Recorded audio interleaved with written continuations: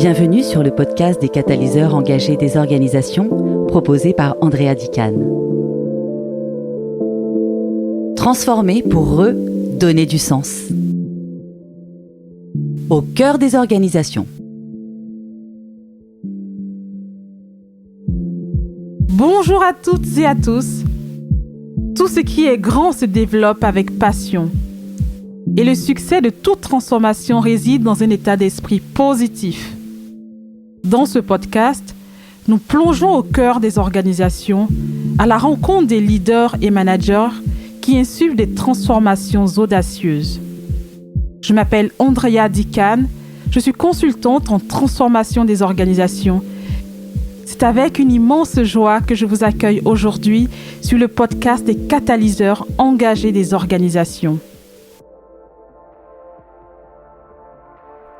Bonjour à tous et bienvenue dans ce nouvel épisode du podcast des catalyseurs engagés des organisations. Aujourd'hui, j'ai le plaisir d'accueillir Petronilla Zainoudine, designer des lieux d'apprentissage et experte en créativité appliquée. Petronilla est animée par une conviction profonde. Nous avons tous le potentiel d'être créatifs, quel que soit notre contexte. À travers ses projets et ses interventions, elle aide les organisations et les écoles à révéler et à libérer cette créativité en chacun de nous, en repensant les espaces et les méthodes d'enseignement pour encourager l'innovation. Aujourd'hui, elle nous partage sa philosophie et ses astuces pour cultiver un environnement propice à l'épanouissement créatif. Elle nous donne également les clés pour libérer la créativité et favoriser l'innovation dans les organisations. Préparez-vous à être inspirés. Je vous souhaite une bonne écoute. Bonjour Petronilla, je suis ravie de te retrouver aujourd'hui pour cet épisode. Et avant de commencer, je souhaiterais dire merci et bonjour à Agnès Perrin-Turenne qui, grâce à qui nous nous sommes rencontrés, parce qu'on a fait un épisode avec Agnès qui est génial, que je vous invite à aller découvrir si vous ne l'avez pas encore écouté. Comment vas-tu, Petronilla ? Très bien. Merci pour l'invitation, Andrea. Je suis ravie d'être là pour pouvoir partager des idées avec tout le monde. C'est parti. La première question que je pose à tous mes invités, c'est de comprendre, de savoir quel est le fil conducteur de leur parcours, s'il y en a un, bien entendu. Et toi, quel est le tien ? C'était rigolo cette question. J'ai longuement réfléchi. C'est quoi une chose qui a un peu dirigé mon parcours, qui est très zigzag, je dirais. Moi, j'ai des origines slovaques. Et j'ai fait, quand j'étais jeune, je suis gauchère d'ailleurs. C'est pour ça mes parents ils m'ont proposé un parcours sur les arts plastiques que j'ai suivi. Mais en Slovaquie, tu n'as pas forcément une carrière de designer. Ça n'existait pas à ce moment-là. Donc, c'est soit être artiste, soit autre chose. Et j'ai fait un premier zigzag. J'ai choisi un parcours dans le commerce. Donc, j'ai fait des études d'école de commerce. Et après, j'ai eu possibilité, grâce à une association d'étudiantes qui s'appelle ISEC, de venir en France. Et je pense que fil conducteur pour moi, c'est vraiment être curieux, qu'est-ce que ça donne, et après foncer. Donc, j'ai fait ces changements comme très bien. Je vais en France pendant 1 an.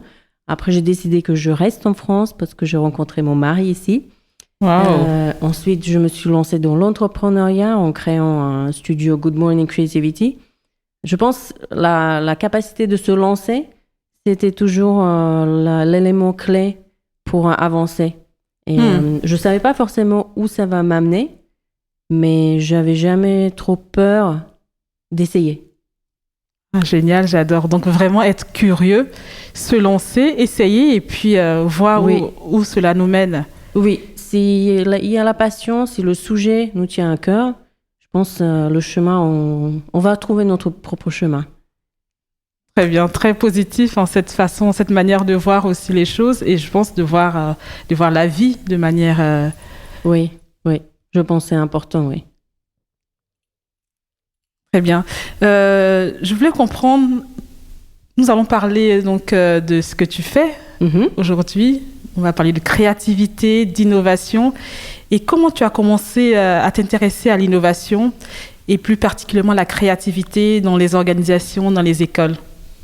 C'est une question intéressante. Il y a des années, il y a une dizaine d'années de ceci, il n'y avait pas forcément encore des programmes de créativité, d'innovation, comme on commence à voir dans les grandes écoles aujourd'hui, heureusement. Donc, je me suis intéressée par la créativité moi-même. En fait, je suis une personne très autodidacte. Et quand j'étais en poste dans un groupe automobile, je me suis rendu compte, c'était en 2018 et on était en pleine crise économique. Et tout le monde commençait à parler de l'innovation, besoin de se réinventer pour survivre.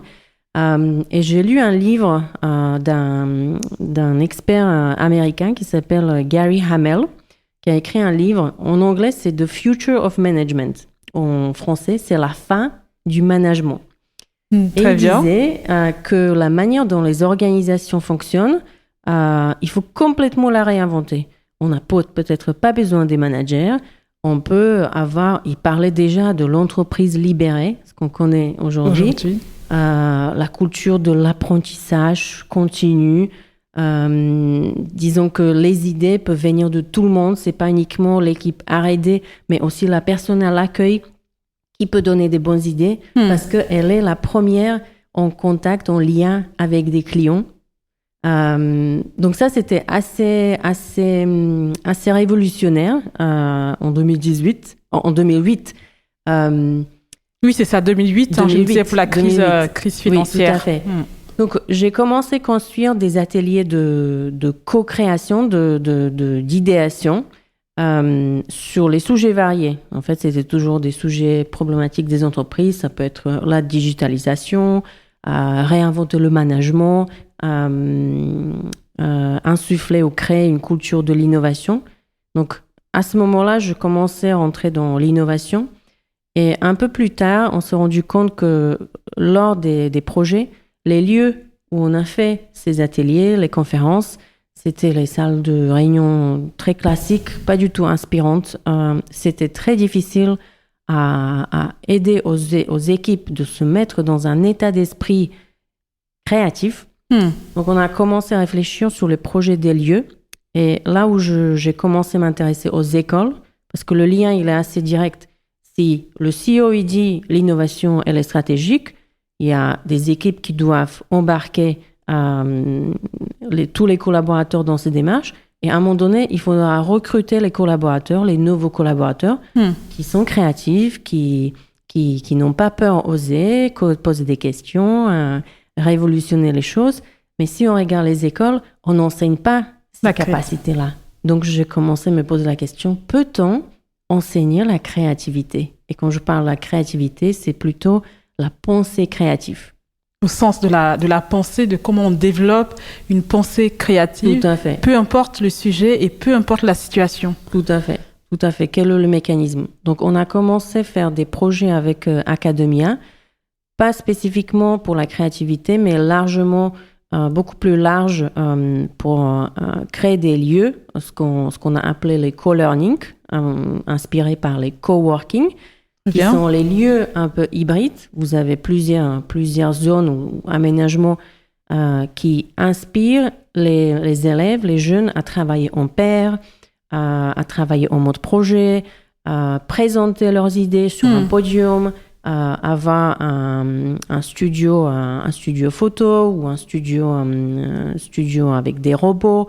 Donc, à ce moment-là, je rentrais plus en plus dans le milieu scolaire, mais j'ai regardé plutôt ce qui se fait, un peu des projets visionnaires, pour se dire, nous, en France, on peut faire la même chose. Ah, génial. Oui, de regarder ce qui se fait ailleurs, ce qui marche, et essayer de le dupliquer, en tout cas de s'en inspirer pour le faire en France. Oui. Mais très bien. Mais je trouve ça absolument génial, en fait, de pouvoir se dire comment est-ce que les entreprises peuvent aider, en tout cas mettre en place les conditions nécessaires pour s'assurer que les équipes, les collaborateurs sont libres aussi d'être créatifs, libres de leur pensée. Et donc, ça m'amène à la question de comprendre comment Comment tu penses que donc, le design des lieux, tu as commencé à en parler un petit peu, mais le design des lieux peut, je dirais, contribuer à insuffler une culture de l'innovation et de l'apprentissage? J'utilise toujours la métaphore de la cuisine. J'adore les métaphores et je pense que ça aide à comprendre des sujets complexes. La métaphore de la cuisine. Imaginez, vous avez une maison ou un appartement où votre cuisine est magnifique. Elle est géniale. Elle est équipée. Il y a des ustensiles. Elle est grande ou moyennement grande, mais elle vous donne envie de passer du temps dedans et tester les choses. Donc, à un moment donné, vous trouvez le plaisir à cuisiner des bons petits plats pour votre famille, pour vos enfants. Et ils vous disent « Oh, maman, c'est trop bien en fait ce que tu as fait. » Et à un moment donné, tu as envie d'organiser une fête pour les familles. Donc, tu invites plusieurs personnes. Donc, c'est un autre niveau de complexité. Et tu commences à faire un plat pour 15-20 personnes. Et certains, ils retrouvent la passion pour la cuisine qu'ils se lancent dans un business autour de la cuisine. Donc, c'est la même chose qu'on peut faire dans les écoles et dans les entreprises. Imaginons, on a notre cuisine de créativité, de l'innovation. Ça peut être une salle, ça peut être un plateau, et on a les équipements. On a les lieux qui t'inspirent à faire des choses autrement. Bricoler, construire, visualiser, parler de projets autour des sujets qui comptent. Donc les gens, ils commencent à y venir petit à petit et faire leurs petits projets. Et à un moment donné, les projets plaisent, on en parle, donc on leur propose, est-ce que tu aimerais bien être chef d'un gros projet? Un événement, un parcours d'innovation, un projet de formation autour des compétences d'innovation. Donc la personne se dit, oui, j'aimerais bien. Et petit à petit, le nombre de projets se multiplie et la taille s'agrandit. Et c'est comme ça, on peut insuffler en fait une culture autour de la création, autour de l'innovation en continu. Non, mais super, j'adore cette métaphore de la cuisine. Hein. Ça veut dire c'est petit à petit. Oui. On s'adapte, on regarde, on teste et on grandit dans le projet, dans la cuisine, dans le fait, en termes graduellement aussi en termes de difficultés et en termes d'appréhension et comment on appréhende aussi la situation. Donc là, en l'occurrence, la créativité. Et ce que tu nous dis, c'est qu'elle est à la portée de tous. Tout à fait. Tout à fait. Tout le monde, chaque personne qui a 2 mains, 2 pieds, un cerveau, oui. Si on a envie, et on adore le faire, on adore créer, on adore fabriquer, on adore toucher, créer quelque chose à partir de rien. Moi, j'adore cette approche pour le bien, soit des collaborateurs, pour le bien de l'entreprise, pour le bien des clients ou de la société. Et on le voit aujourd'hui dans pas mal d'entreprises où les lieux sont devenus accueillants avec des espaces ouverts. Où après, il faut avoir les moyens. Il y a aussi ça, il faut avoir les moyens, les budgets qu'il faut.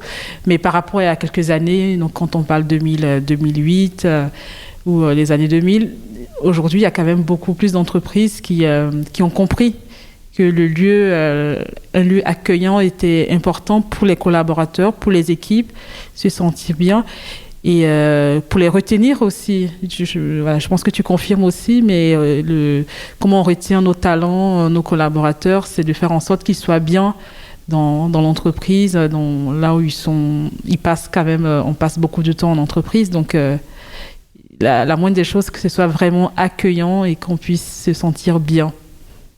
Je pense que c'est au-delà de l'accueillant, et on l'a vu sur les projets qu'on a menés. Google nous a montré qu'un bureau, il peut nous donner l'impression que c'est pas un bureau. C'est comme un terrain de jeu.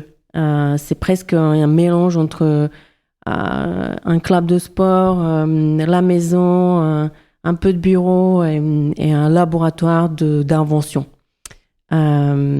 Donc les entreprises, ils ont déjà fait ce pas et on voit beaucoup de projets d'aménagement qui sont très qualitatifs. De point de vue design et esthétique, c'est très bien fait. Néanmoins, je pense qu'on n'y est pas encore sur les aspects de l'innovation, parce que quand je vois une belle salle qui a un mur végétalisé, c'est beau, mais comment le mur végétalisé va m'aider à réfléchir sur un projet design ou un projet d'innovation. Donc c'est ça les questions que moi je me pose dans les projets, où il faut faire un pas un lieu hybride ou un lieu agréable, mais qui nous aide à changer les manières de fonctionner, de manière de travailler et de manière de faire des projets d'innovation. Non, mais c'est très clair, c'est-à-dire nous avons la pièce, les éléments sont là, mais comment les faire communiquer ensemble, faire en sorte que ce soit vraiment que les équipes aussi puissent en tirer le plus de profit possible, disons, de cette... Très bien. Et donc, on le voit très bien, tu es experte en créativité appliquée. Quelles sont, selon toi, je dirais, les principales barrières à l'innovation dans les entreprises aujourd'hui? Je pense la première, en fait, qu'on doit se lancer dans la démarche, on souhaite développer une culture de l'innovation et de la créativité, il faut qu'il y ait cette direction stratégique. Si la direction ne supporte pas, n'est pas l'ambassadeur de cette nouvelle culture, ça va jamais se réaliser. Quand vous avez ce support de la direction, même les managers et même les équipes, ils peuvent proposer des projets. Ils peuvent dire, moi, j'aimerais bien avoir un Fab Lab. J'ai discuté avec des personnes au sein de SNCF, ils ont un Fab Lab au sein du centre de fabrication et de réinvention des pièces et des wagons. Ça lance en fait une dynamique où vous avez envie, il y a une vraie stratégie. Après, vous avez un projet concret, par exemple d'un lieu, mais il vous faut quelqu'un en fait qui est un peu l'ambassadeur de ce lieu, un animateur qui fait venir des personnes, qui organise des ateliers, qui mène des projets, des événements, des conférences, des formations et qui fait émerger des projets dans les différents départements. Donc, les barrières, je pense, il n'y en a pas beaucoup. Il suffit d'avoir envie avoir la vision d'une culture de créativité et se lancer avec des projets concrets. Soit ça peut être projet d'apprentissage, soit ça peut être projet de lieu, soit ça peut être projet de l'entrepreneuriat. Et il faut donner du temps aux collaborateurs à pouvoir travailler sur ces projets. Eh bien, merci beaucoup, Petronilla. Effectivement, donner du temps, avoir les bonnes personnes. C'est ce que je comprends de ce que tu dis. Avoir les bonnes personnes, une personne en charge qui a la responsabilité aussi de faire venir la créativité, l'innovation, de donner cette opportunité à tous les collaborateurs et puis se lancer, hein, comme tu l'as dit. Et toi, à ton niveau aussi, comment tu aides les entreprises à surmonter ces obstacles-là dans ton quotidien, dans tes missions? Qu'est-ce que tu mets en place concrètement, si tu as un ou deux exemples en tête? L'un des premiers projets qui était très marquant, c'était le projet de la salle de créativité pour la Station F, qui est le plus grand incubateur de Xavier Niel. Il était assez ouvert en fait à expérimenter et faire. Il nous a donné une salle de 100 mètres carrés. Génial. Faites ce que vous voulez. On avait une liberté totale de proposer. Super. Ça, c'était super. Ouais. Et ça, ce qu'il nous faut, parce que ça nous a permis d'imaginer un parcours au sein de cette salle autour de 3 thématiques: imaginer, designer et faire. Et apparemment, cette salle, elle était tout le contraire de l'architecture globale du bâtiment, qui était très sage, très épurée. Et la Creativity Room était une salle, moi je dis c'est une maternelle pour les adultes. Beaucoup de couleurs, un gros mur Lego vivant avec des briques, une ludothèque avec des ouvrages sur la créativité, l'innovation, l'espace, la planète, le monde de demain, les BD, donc plein d'éléments différents et divers. Les jeux, toutes les kits de Lego Serious Play, qui est une méthodologie inventée par l'entreprise Lego pour parler des sujets stratégiques. Ces kits sont assez coûteux et pour un facilitateur, c'est vraiment génial de les avoir déjà dans la salle, sur place. J'ai inventé un mur caméléon, ce que j'appelle, qui a plusieurs zones. Une zone d'écriture, une zone pour faire une BD, une zone pour faire avant-après. Il y a des canvas de design, Customer Value Proposition, Business Model Innovation, les canvas en fait qui existent, qui sont inventés plutôt par les consultants américains. Aujourd'hui, les Français aussi, ils se mettent à cet exercice. Il y avait des fournitures, la peinture, les feutres, les jeux. Il y avait un mur des héros, c'est-à-dire des photos de différents Mavericks, les personnes qui font les choses différemment. Et la question, l'idée de ce mur, c'est se demander comment Lady Gaga ou Tintin pourraient résoudre ma problématique. Ah, génial, Il y a excellent. des accessoires de théâtre pour t'aider à te mettre un peu dans un rôle de quelqu'un, un pilote, un pompier, et répondre aux questions avec cet état d'esprit de ce personnage. Donc, je trouve ça très très bien. En plus, c'est des personnages qu'on connaît tous. Absolument, tout le monde les connaît, peut se faire une idée. Et c'est ça l'approche de la créativité. En fait, il faut qu'on triche notre cerveau. Donc moi, je conçois des lieux qui sont un peu... C'est pas très design, mais c'est vraiment des terrains de jeu. Et à la station F, apparemment, le retour a été très positif. Ils ont fait beaucoup de design sprint dans cette salle. Donc ça, c'est quelque chose de très concret où un espace peut déclencher une véritable pratique du design par le faire. On a fait quelque chose de très différent avec Academia et les centres de co-learning et même une école entière, un lycée-collège, où j'ai proposé un parcours dans les salles de classe. Une école, l'architecture est très traditionnelle. On a un accueil, on a une cafétéria, on a des couloirs, salle de prof peut-être, et plein salles de classe qui sont presque identiques dans leur structure et l'aménagement. Donc, pour casser un peu ce code-là, dans l'école A, on a proposé un parcours thématique où chaque salle de classe a sa thématique. Tu peux trouver un lab robotique, un lab média, un petit Fab Lab avec une imprimante 3D, quelques équipements de base, un design café, une salle de sport, une salle de musique, un théâtre avec le podium et encore une fois les fameux accessoires pour se mettre dans une posture. Je fais une impro, je fais un stand-up.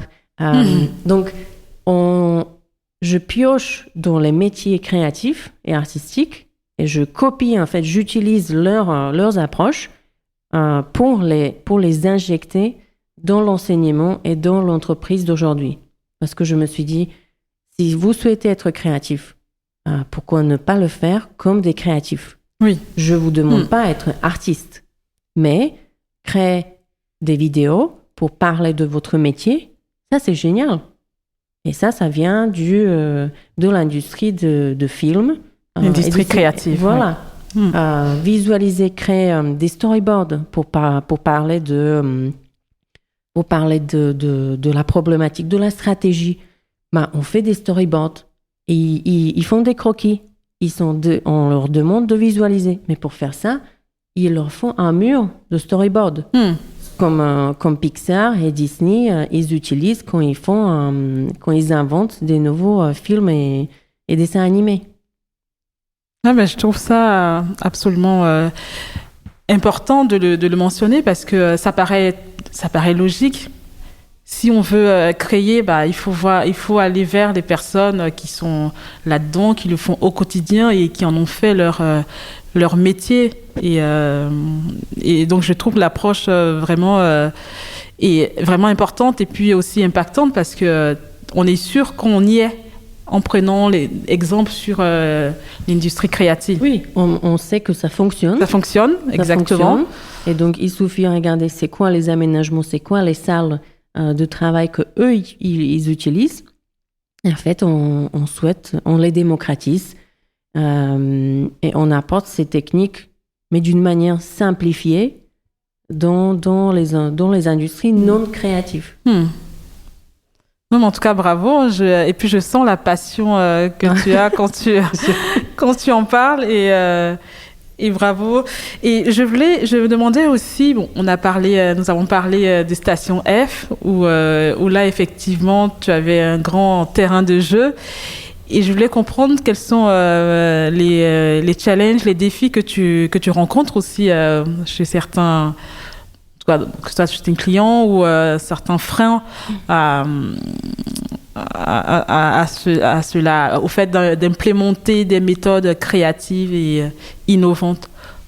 Il y a plusieurs éléments qu'on a pu voir sur les projets. Un premier exemple, c'est par exemple, on propose quelque chose et la réponse est non, c'est trop créatif. C'est trop décalé et ça, on ne peut pas faire. Il y a certaines industries qui sont très conservative. La stratégie, elle est là. Ils veulent être plus innovants, mais dans la pratique quotidienne, ils sont pas prêts.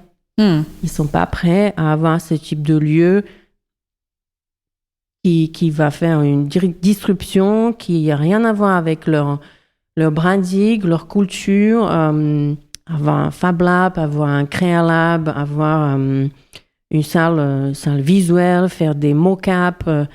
Pour eux, ils veulent aller vers l'innovation, mais ils sont pas prêts à faire du travail. Donc ça, c'était l'un des premiers exemples. Deuxième, très souvent, notamment avec les écoles, malheureusement, le budget. On peut se débrouiller. Je peux vous dire, le projet de la station F qu'on a fait en 2017, c'était le budget frugal. Mais vraiment, je me suis débrouillée presque comme un artiste en faisant de la récup, en faisant le bricolage, en construisant beaucoup de choses moi-même dans le studio. Beaucoup de créations de sur-mesure, les heures de travail qui n'étaient pas forcément payées. Mais c'était parce qu'il y avait la passion, il y avait l'amour. Je vois beaucoup d'écoles aujourd'hui, ils souhaitent créer une salle, un Créa Lab, mais on parle, même pour une salle de 80-100 mètres carrés, on parle facilement d'un budget de 30 000 €. Pour une école, c'est conséquent. Tout à fait. Et malheureusement, tout a augmenté. Quand je parle avec les artisans, c'est de plus en plus cher. Donc, on aurait besoin peut-être un coup de pouce ou un mécénat ou vraiment des fondations qui pourraient, dans le cas idéal, financer l'aménagement de ce type d'espace et également contribuer au programme pédagogique. Oui. Parce que le troisième blocage ou l'échec qu'on a pu voir, c'est que on aménage la salle, donc on a trouvé des budgets, il y avait la volonté, on l'a fait, génial. Et maintenant, s'il n'y a pas la suite du projet, la suite pédagogique, c'est-à-dire au moins une personne ou une série d'animateurs, soit c'est des collaborateurs de l'entreprise, soit c'est des enseignants qui veillent à l'animer le lieu, et ils veillent à proposer des ateliers régulièrement. Il faut créer une certaine routine. On peut avoir un atelier une fois par semaine, ça suffira pour le lancement. Mais il faut qu'il y ait quelqu'un qui le fasse. Donc une équipe qui porte le sujet, qui a la casquette du design créatif au sein de l'équipe. Tout à fait. Et qui porte, qui motive les autres, venez, qui leur explique comment ça fonctionne. Faire un storyboard, c'est très simple.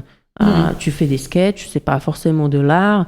Regarde, dessiner une personne, c'est très facile. C'est des cercles, c'est des lignes, voilà. Tout le monde peut le faire. Donc il faut les aider à avancer pas à pas. Mais si cette brique pédagogique et de l'animation, elle n'est pas présente, le lieu, des fois, il ne fonctionne pas. Et on voit dans certaines entreprises qui ont créé une salle de créativité, qui était faite par l'architecte qui s'est occupé du bâtiment entier.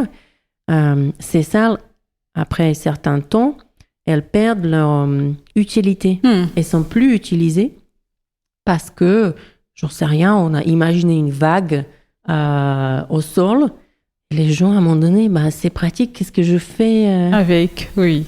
Qu'est-ce que je fais avec sauf venir m'allonger, faire une sieste. Non, j'en sais rien. Donc, il faut l'argent. Oui. Il faut un projet pédagogique qui va avec le lieu, un projet d'animation. Et il faut pas dire c'est trop créatif pour nous. Oui, il faut pas. Il faut accepter. Exactement. Tester. Commencer par une salle et tester. Même si c'est une salle, par exemple, basée sur la démarche entièrement visuelle, où on fait des croquis, on fait des mind maps, on fait customer journey. C'est très sérieux. Oui, on s'amuse, on utilise les techniques artistiques, mais on parle des sujets sérieux. Sérieux, oui. Donc, accepter d'être disruptif.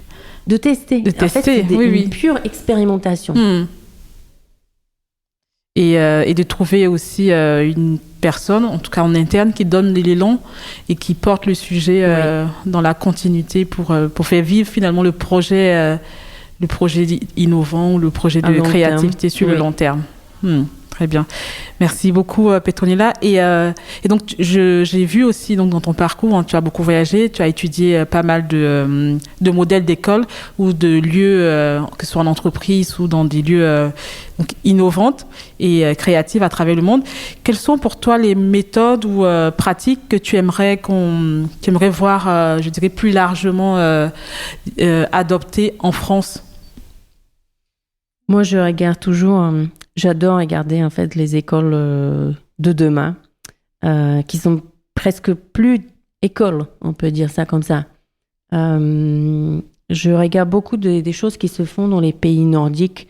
Par exemple, en Finlande, on a une université qui s'appelle Aalto avec deux A, qui a un campus majestueux. Vous pouvez même faire une visite virtuelle en ligne et voir tous les différents espaces. Et cette université, elle est orientée vers le futur. Donc, ils ont beaucoup d'espaces où vous pouvez faire la recherche. Et vous avez plusieurs académies. Académie des arts et du design, Académie des sciences, Académie de commerce et du business. Et leur approche, c'est vraiment hybridation. Ils mélangent tout cela.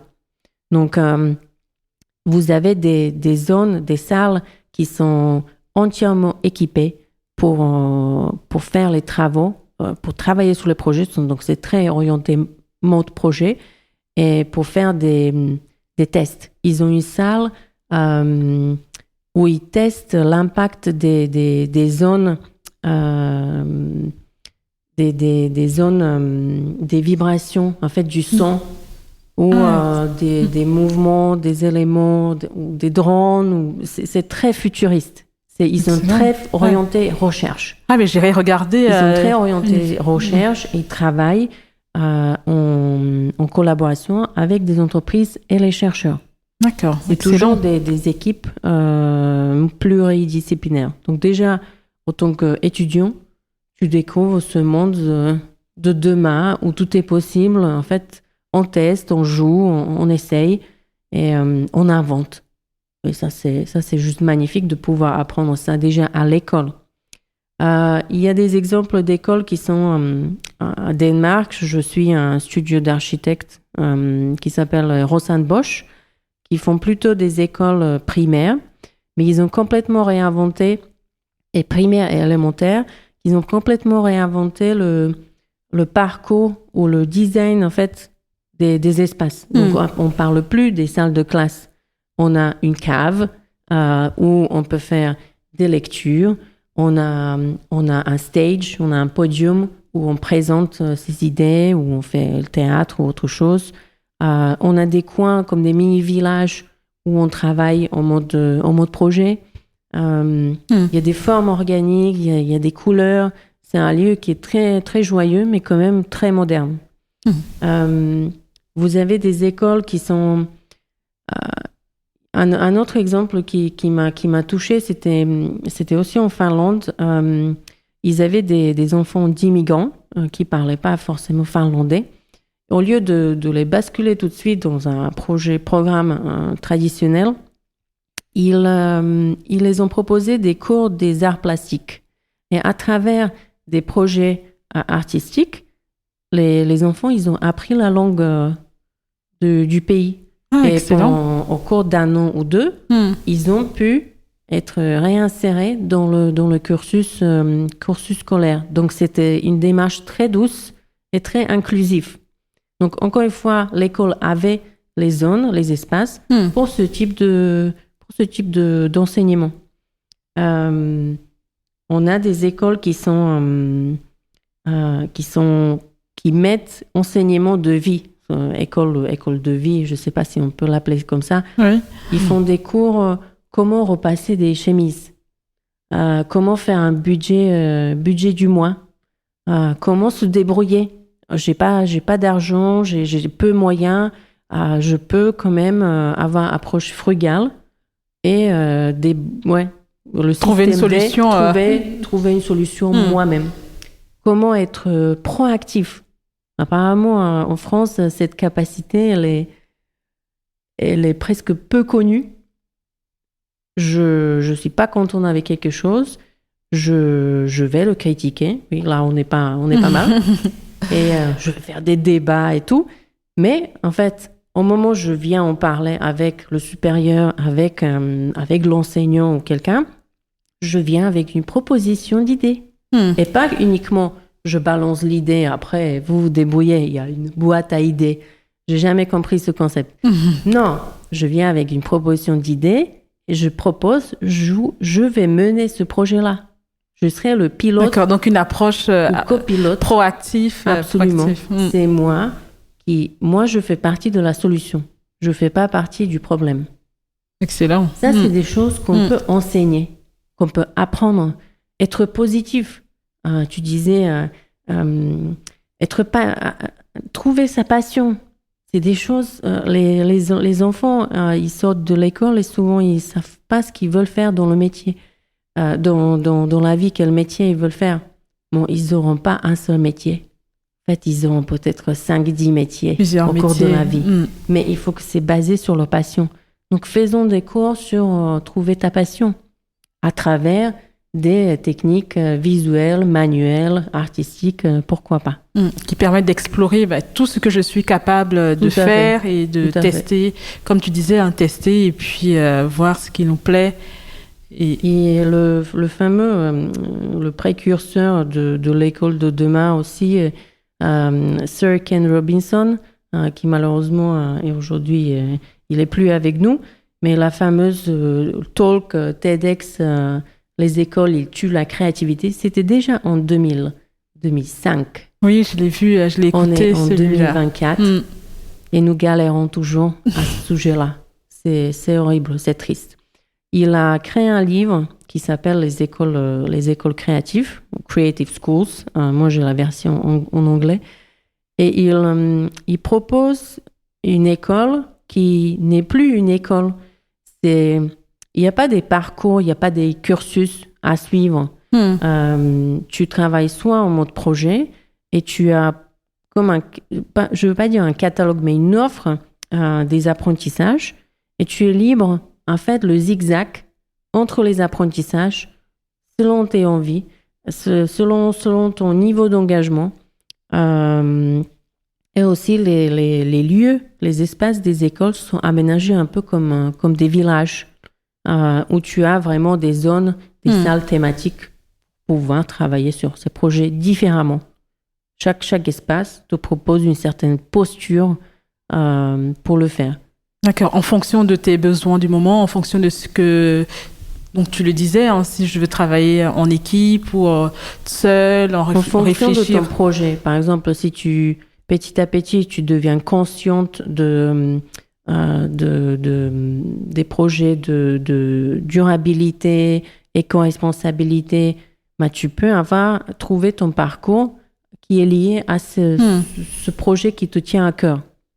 Donc, c'est plus, on n'enseigne plus des matières qui sont séparées. Les maths, les sciences, biologie. On fait des projets dans lesquels on peut découvrir toutes ces matières, mais dans un socle commun. Et comme ça, le cerveau, il est capable de retenir toutes ces informations croisées. On appelle ça hybridation de matières. Hybridation. Mais pour un but spécifique, pour un projet que j'ai mis en place, j'ai expérimenté à mon échelle, avec du territoire, avec l'entreprise, des entreprises de ma ville, ou avec les parents, les amis. Et on a pu organiser un événement ou construire quelque chose. Et comme ça, on apprend. Apprendre en faisant, apprendre en jouant. Et à un moment donné, même les élèves deviennent les enseignants. Oui. Dans les thématiques qui les passionnent. Oui, parce qu'ils auront aussi développé pas mal de compétences à laisser libre cours aussi à leur créativité. Ils font des films documentaires, mais avec tout ce qui se fait dans le cinéma. Ils font des journées de tournage, ils font des journées du storyboarding, ils écrivent le scénario, ils interviewent des personnes, ils organisent des visites, des lieux importants. Ils se débrouillent. Oui. C'est incroyable ce que les enfants et les jeunes sont capables de faire si on leur donne les moyens. Les moyens et la possibilité, puis de tester. Et de la confiance aussi, je dirais, de dire... Après, ils sont fiers de ce qu'ils ont fait. Ce qu'ils ont réalisé. Justement, ils montrent au monde, soit au sein de l'école même, au sein de leur ville, ce qu'ils ont fait, quel était le changement que leur projet a lancé, un changement positif. Donc, c'est pas aussi compliqué, mais il faut qu'on sorte de notre cadre des programmes, des matières. Parlons des projets, parlons des choses concrètes, mettons l'intelligence de la main au sein de l'apprentissage, c'est-à-dire, c'est pas uniquement l'apprentissage cognitif des informations. Je dois construire, je dois toucher, je dois fabriquer, et comme ça, j'apprends, pas à pas. Excellent. Merci beaucoup. Et tu as déjà donné quelques conseils, mais quels sont les conseils et je dirais astuces, à ton avis, qui pourraient aider nos auditeurs et auditrices à stimuler leur propre créativité dans leur travail au quotidien? Grâce aux années que j'ai passées dans l'univers de la créativité, en fait, je fais presque la recherche sur la créativité parce que ça m'intéresse comment ça fonctionne. Et là, mon objectif, c'est vraiment aider n'importe quelle personne de trouver sa manière de déclencher le cerveau créatif. Ça ne veut pas dire que nous, on est tous artistes ou tout le monde peut être artiste, mais tout le monde a son cerveau créatif. Comme on a notre cerveau logique, et cerveau émotionnel, on a aussi notre cerveau créatif. Il est là, il ou elle est là quelque part. Et pour le réveiller, c'est comme un petit animal en fait qui aime bien jouer, mais il faut créer des bonnes conditions pour le faire. Il y a quelques astuces et tout est lié à l'exploration et le jeu. Un exemple concret. Qu'on était avec mon mari, en fait, à un moment donné, les samedis, on a commencé à organiser les samedis de découverte. C'est-à-dire, chaque samedi, on a programmé visiter des lieux de Paris ou même en France qu'on ne connaissait jamais. Donc, vous planifiez consciemment le temps que vous investissez et vous allez faire l'exploration. Même l'idée de se perdre dans une ville, c'est génial. Combien de temps ça nous arrive? Et en fait, on le prend d'une manière assez négative. Mon Dieu, je suis perdue, je sens mon application pour GPS. savoir. Non, ne regardez pas GPS. Regardez un petit peu, baladez-vous. Faites à droite, à gauche, oui, à perdez-vous. droite. Exactement. Et observez le monde autour de vous. Donc, c'est vraiment organiser des journées ou des après-midi de découverte. Aller voir les expos.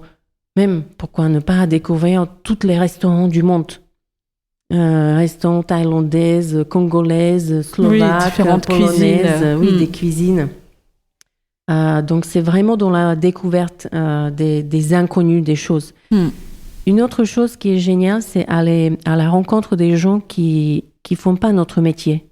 Nous, ce qu'on fait, on est expert en innovation, on va dans les événements de l'innovation. Non, il faut aller dans les événements autour de, j'en sais rien, mariage ou l'industrie et traitement des eaux ou expert en marketing et communication visuelle. Donc, aller rencontrer les gens et les métiers où on ne connaît rien du tout. En fait, on est novice. Et comme ça, notre cerveau, il va voir certaines informations, certaines manières de faire qui sont connues et habituelles dans ce milieu-là. Mais pour nous, c'est complètement novateur. Et il faut juste apporter des petites idées dans votre quotidien, dans votre métier. Et ce que tu dis, c'est très vrai aussi, et même au sein d'une même entreprise, aller voir d'autres services. Ah oui. Déjà là, c'est sur un autre étage. d'aller à un autre étage, un autre service, comprendre comment l'autre équipe travaille, comment elle appréhende aussi que ce soit les défis, les challenges ou leur manière de travailler. Il y a des projets, ça apporte beaucoup. Il y a des projets, par exemple, comme on peut dire, c'est innovant, mais c'est vraiment basique. Des projets comme Vie ma vie. Oui. On permet aux collaborateurs, pendant une journée, passer la journée avec un autre collègue d'un autre département pour se rendre compte comment il travaille, sur quoi il travaille. Ça ouvre les yeux. Ça nous permet de voir le même monde avec un regard neuf et poser des questions. Une autre astuce, c'est avoir le cahier des questions. Déjà, aujourd'hui, il y a très peu de gens qui ont un cahier. On est tous sur le téléphone. Le téléphone, il est génial. Mais ça n'a rien à voir avec un cahier. Il vous faut toujours des pages sans ligne. Vous le tournez dans un autre sens et vous commencez à dessiner.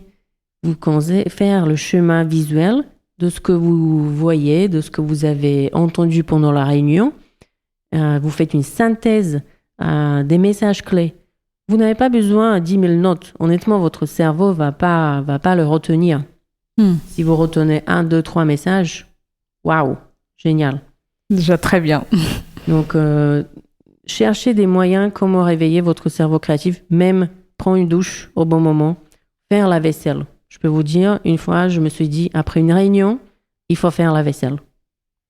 Parce que ça vous permet de vider, mettre le cerveau en pause, parce que vous faites une activité manuelle.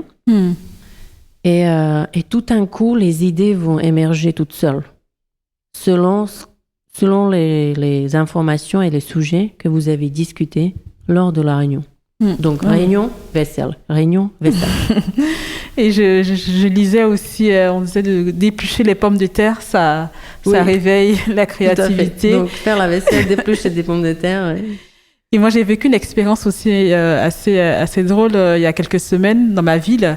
Et c'était de fabriquer des épouvantails avec les enfants. Donc on ramassait, on avait le foin à disposition et avec le foin on habillait pour construire notre épouvantail. C'était juste génial parce que une activité qu'on n'a pas l'habitude de faire et donc là ça donnait, ça réveillait des sens et puis aussi en termes de créativité, oui. C'est ancré dans le cerveau. C'est peut-être une anecdote que tu vas raconter à nouveau à plusieurs reprises. Donc c'est ça le lien avec l'apprentissage et le cerveau humain qui est plastique, qui peut grandir. Il a envie d'apprendre de nouvelles choses. Dès que le cerveau il comprend comment faire, il se met en autopilote. Nous, malheureusement, la majorité du temps, aujourd'hui, on est en autopilote. Oui, aujourd'hui, avec le rythme aussi, puis le téléphone, les shorts. Tout. On est dans la routine. Toutes les applications qui sont à dispo. Pour le but d'efficacité. Donc, être créatif, honnêtement, c'est très simple. C'est casser votre routine. Si votre routine, c'est prendre le métro du matin, prenez du vélo. Si votre routine, c'est prendre du café le soir ou après déjeuner, j'en sais rien, allez faire une balade de 15 minutes. Si vos réunions sont faites avec une vingtaine de personnes et vous êtes assis, vous dites, je fais réunion avec 5 maximum et debout. Nous allons marcher. Marcher aussi, oui. Très bien. Et donc, on a donné pas mal de conseils. Maintenant, je pensais donc aux entreprises qui ne savent pas où commencer. Par où commencer, par exemple. Est-ce que tu as un ou deux conseils à leur donner parce que parfois, on est confronté à cela. On veut bien le faire, mais on ne sait pas par où commencer. Moi, je dirais commencer avec une salle. Bien sûr, ma démarche, elle touche le lieu physique. Aujourd'hui, les entreprises, ils ont plus en plus de surface disponible parce que beaucoup de collaborateurs, ils font le télétravail. Donc, des fois, ils ont même là un plateau vide. Ils ne savent pas forcément quoi faire avec. Moi, je dis, faites un parcours d'innovation ou un parcours thématique, des salles pratiques.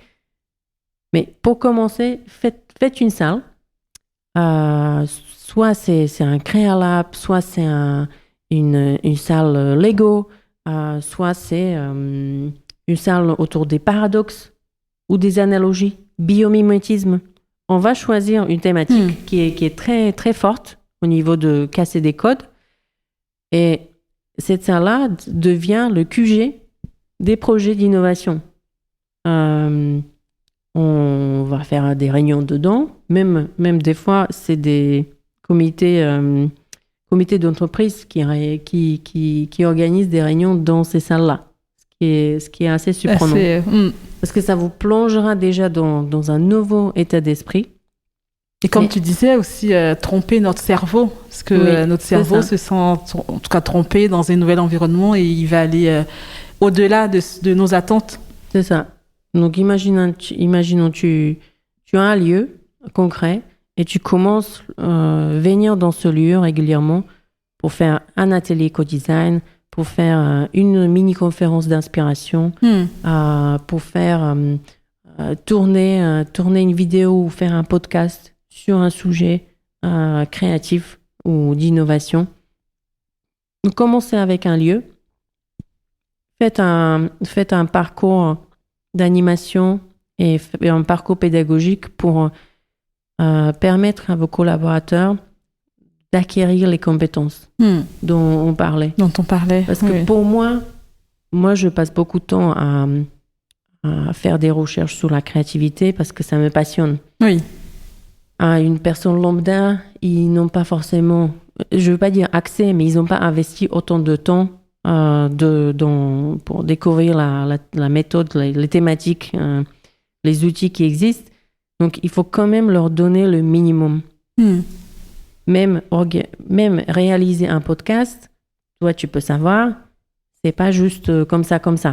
Il faut savoir construire une trame, il faut s'équiper avec le matériel de base, s'entourer des personnes. Il faut savoir faire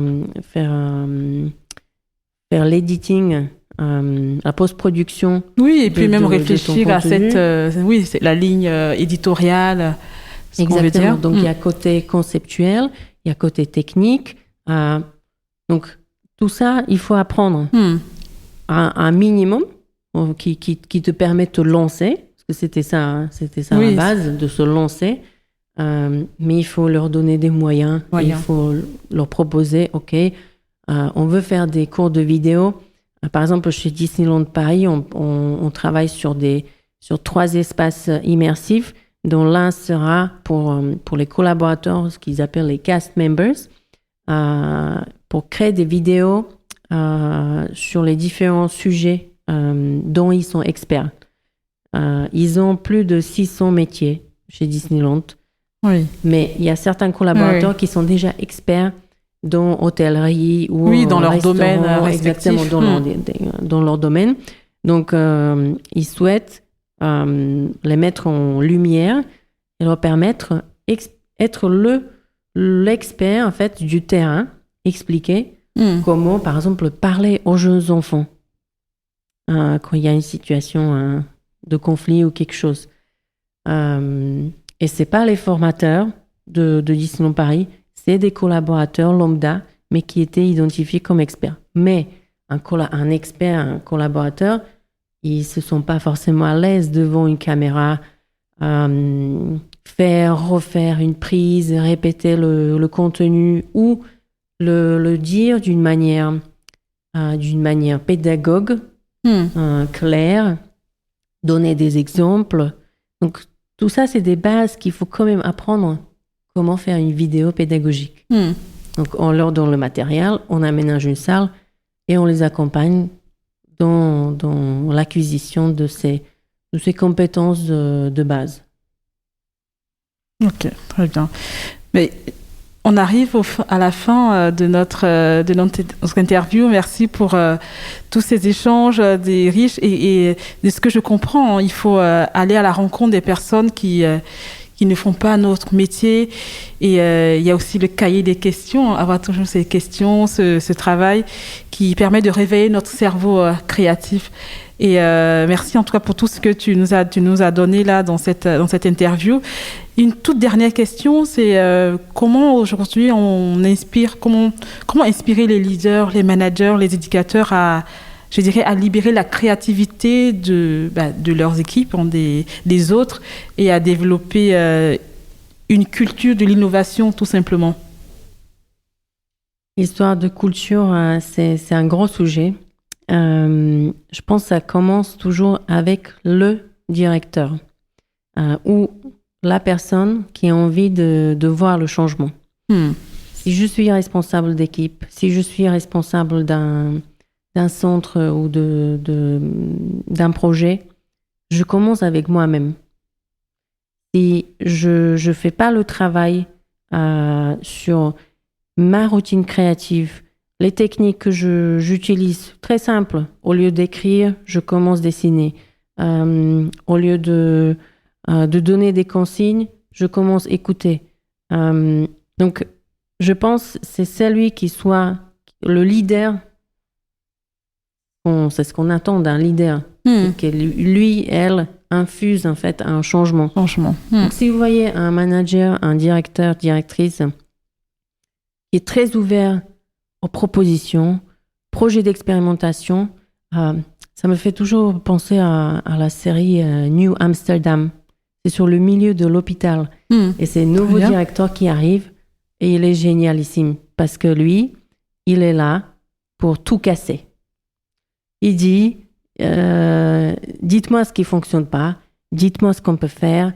Moi, je me débrouille pour avoir des moyens, pour avoir de l'argent, pour vous donner tout ce qu'il faut pour changer le système. Donc moi, je dirais, commencez par vous-même, trouvez votre manière, être créatif dans votre travail, dans votre département, votre équipe, votre division, votre département.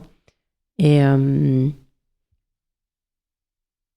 si vous pouvez le faire avec un lieu physique, moi je pense que ça aide beaucoup, ça accélère les choses. Parce que si on ne change pas l'environnement, c'est très difficile de changer états d'esprit et des manières de faire. Par exemple, d'autres exemples, c'est excubation. Google, il fait ça tout le temps. Je suis sûre, plein d'autres entreprises. Les équipes qui sont censées innover, ils les excubent, c'est-à-dire ils les font sortir pendant un certain temps, 1 mois, 2 mois, 3 mois, 6 mois, à l'extérieur du bâtiment, à l'extérieur de la politique de l'entreprise, et disent, allez dans le garage de Google et vous pouvez inventer des projets pour demain. Donc ça aussi, c'est une démarche qui fonctionne. Très bien, Petronila. Et donc, je dirais merci beaucoup. Donc, il faut commencer par soi-même et réveiller son cerveau créatif. Et pour toi, alors, quelle est la suite ? Comment tes projets, la suite, les projets sur lesquels tu travailles actuellement ? Comme je disais au début, mon fil conducteur, c'était la curiosité et envie de foncer. J'embarque sur une nouvelle aventure avec 2 personnes magnifiques, dont Agnès Perrin-Turenne, qui était rencontrée sur le projet d'Academia, parce qu'elle était directrice du développement, et ensuite présidente déléguée de Tony Parker Academy. Et l'autre personne, c'est Laetitia Eloué, qui était une DG d'une école des études politiques et également présidente du Club 21e siècle et plein d'autres responsabilités que je connais bien aussi. Avec ces 2 belles personnes et une nouvelle équipe, on se lance dans une aventure d'une entreprise qui va créer des lieux pédagogiques immersifs avec des programmes ou des écoles, les écoles de demain, pour justement développer les compétences qui n'existent pas, comme la créativité, leadership inclusif, leadership par le sport. D'accord. Avoir cette approche hybride où on combine le lieu, la pédagogie innovante et l'animation évolutive sous un projet commun. Donc, il y a beaucoup de choses qui arrivent. Ce sera lancé en mois de septembre. Bravo! Donc, il y aura des nouvelles à attendre. Et j'ai très hâte. J'ai hâte aussi de suivre tout ça. Je te remercie beaucoup pour notre échange. Comment on fait pour te joindre, pour te contacter, Petronila? Pour me contacter, pour l'instant, allez sur le site de Good Morning Creativity. Il y a tous mes coordonnées. Très bien. Ou sur LinkedIn, parce que sur aussi, LinkedIn, tout à fait. Ouais, je suis très réactive. J'adore connecter. J'envoie souvent des invitations aux gens qui ont des métiers passionnés, curieux. Un électricien pour les projets spatiaux, des choses comme ça. Et en fait, on échange, on se fait une visio. Moi, j'appelle ça le café curieux. J'ai rien à leur vendre, eux non plus. On se parle de nos métiers, de nos passions, et c'est toujours magnifique. Donc, il faut le faire. Génial. Merci beaucoup, Petronila, et à bientôt. Merci beaucoup de m'avoir invitée. À bientôt, Petronila.